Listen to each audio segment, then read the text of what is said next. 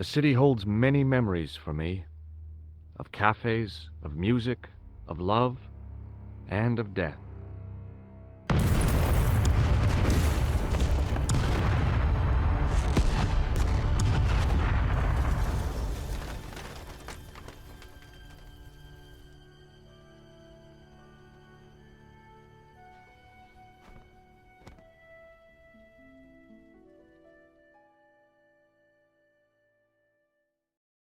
Broken Sword is a point-and-click adventure that is considered by many to be one of the greats in the genre.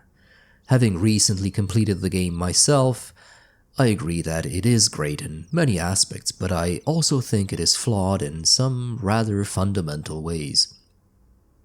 The simplest way I can summarize my opinion is that it's a game made by artists first and game designers second.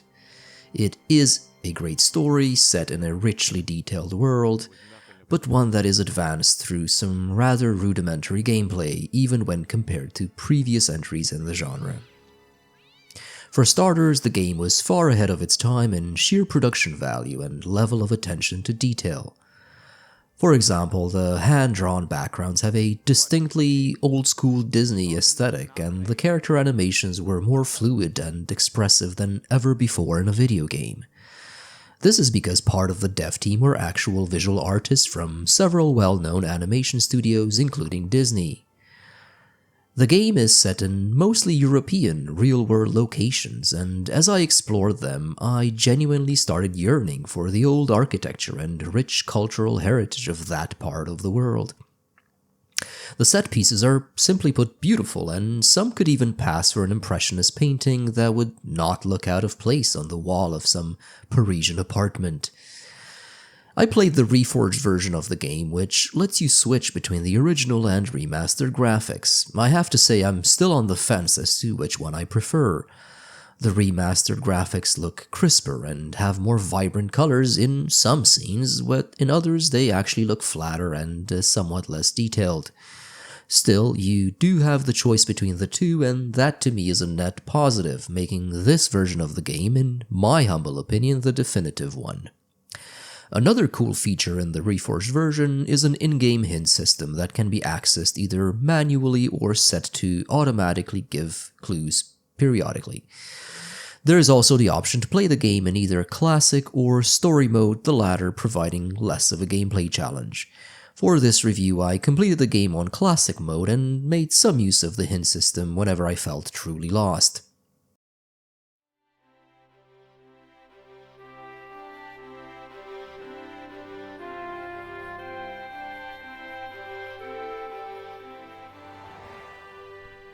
But back to presentation, the music is pleasing and fitting, but lacks the distinct, memorable personality of other OSTs like Grim Fandango's Monkey Islands or Gabriel Knights.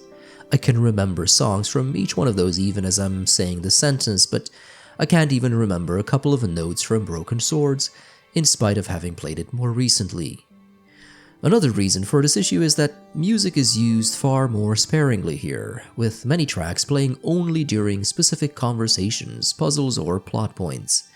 Still, I don't personally hold this against the game. I am perfectly happy with ambient noises, and I certainly prefer them to an overused soundtrack. Please, hold it right there. Whoa, don't shoot. I'm innocent. I'm an American. Can't make up your mind, eh? I demand to see the American consul. Drop your weapons and get down on the ground. Put that thing away, Sergeant. Move. I apologize, monsieur, but I cannot permit you to leave. Am I under arrest? The voice acting is also technically good, but by the end of my journey I had grown somewhat tired of hearing French accents, and to be honest, my mind could no longer tell if it was all parody or if French people really do sound like that. The main character is fortunately very okay to listen to, which is a good thing because you will hear a lot from this guy. As I picked myself up, all I could hear was the ceaseless drone of traffic. Life went on around me. But the explosion was to change my life forever. See, you play as George Stobart, an American tourist visiting Paris, and the writers miss almost no opportunity to poke fun at the contrast between his Americanness and the Europeanness of the people you encounter.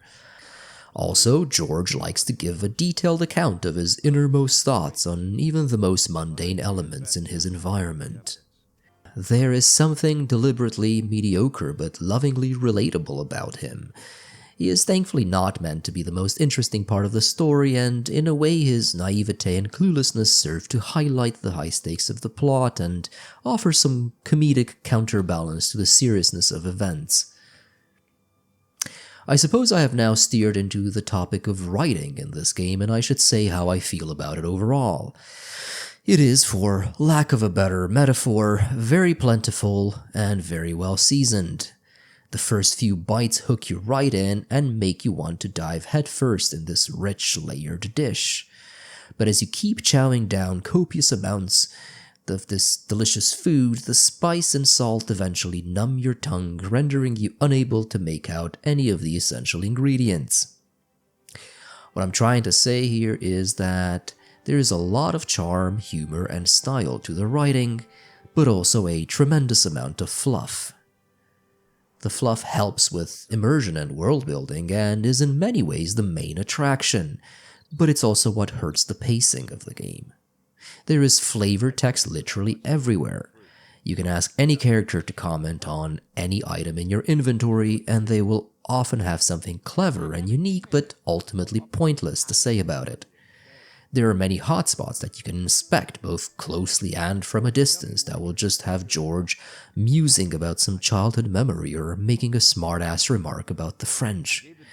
In some instances, there are even interactive hotspots that will play some funny or interesting animations, but will ultimately be irrelevant to progressing the story.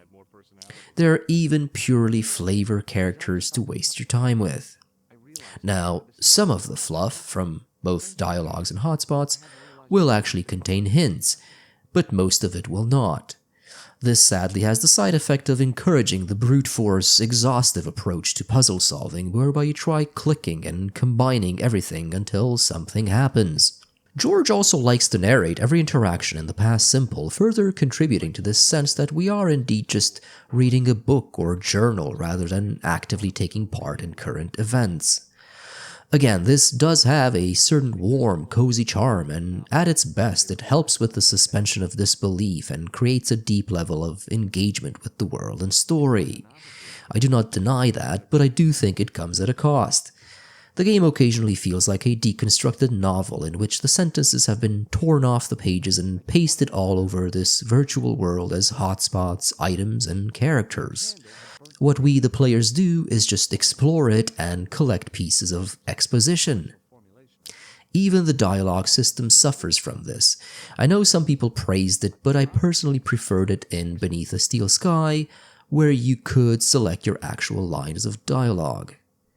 In Broken Sword, by contrast, conversations essentially consist on clicking on either topic or item icons until you've said or heard everything there is to say about them.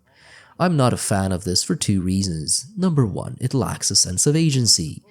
Merely clicking on the church icon to see what George has to say or ask next about the church is not the same as deciding what you would say or ask in his shoes. Number two, characters often have so much to say about a given topic that you have to repeatedly click the same topic icon several times until all dialogue has been exhausted. It's literally the same as pausing and resuming an audiobook. There is no dialogue tree, no tension in the decision making, and no real thought put into your interaction or investigation. You just click icons to resume exposition. I know some fans consider the topic icons a positive because they allowed you to be surprised by George's lines, and I do agree with them. That experience is 100% a positive in a book or a movie. To be fair, the game does offer you some choice in a limited number of conversations. You can sometimes give the thumbs up or down to say yes or no, and in one particular case you can choose to lie or tell the truth to a few questions. This feeling of linearity unfortunately bleeds into some of the puzzles as well. For example, George will refuse to leave certain areas unless he has done everything there, only to be suddenly yanked halfway across the globe by a cutscene once he has completed all actions.